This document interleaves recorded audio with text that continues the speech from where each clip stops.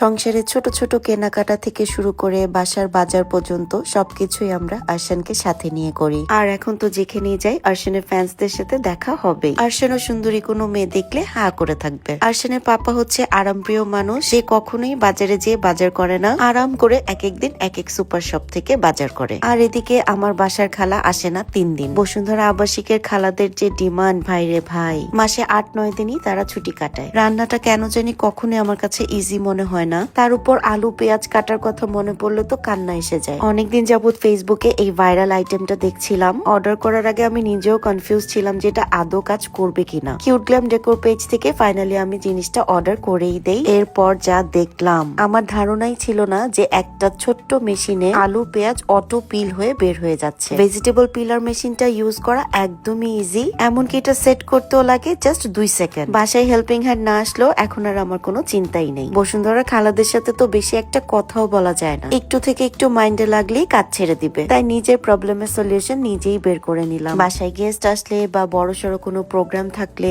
এই পিলারটা যে কি কাজে দিবে। কাজের মধ্যে সবচেয়ে কষ্ট লাগতো আমার পেঁয়াজ কাটাটা, চোখ জ্বলে কান্না করে আমি শেষ হয়ে যেতাম। এখন তো সেই ঝামেলাটাও শেষ। এইটা ভেজিটেবল পিলার না, এটা জাস্ট ম্যাজিক মেশিন। প্রযুক্তির সাথে সাথে আমি নিজেকেও বদলাই। এই কঠিন বাস্তব জীবনে কাজ আর লাইফটাকে একটু সহজ করে নিই। আর আমি নিজের উপর অনেক প্রাউড ফিল করি। একা হাতে যেমন বাচ্চা সামলাই, তেমন একা হাতে নিজের সংসারটাও সামলাই। ভিডিওটি ভালো লাগলে শেয়ার করে দিবেন। দেখা হবে নেক্সট কোনো ভিডিওতে।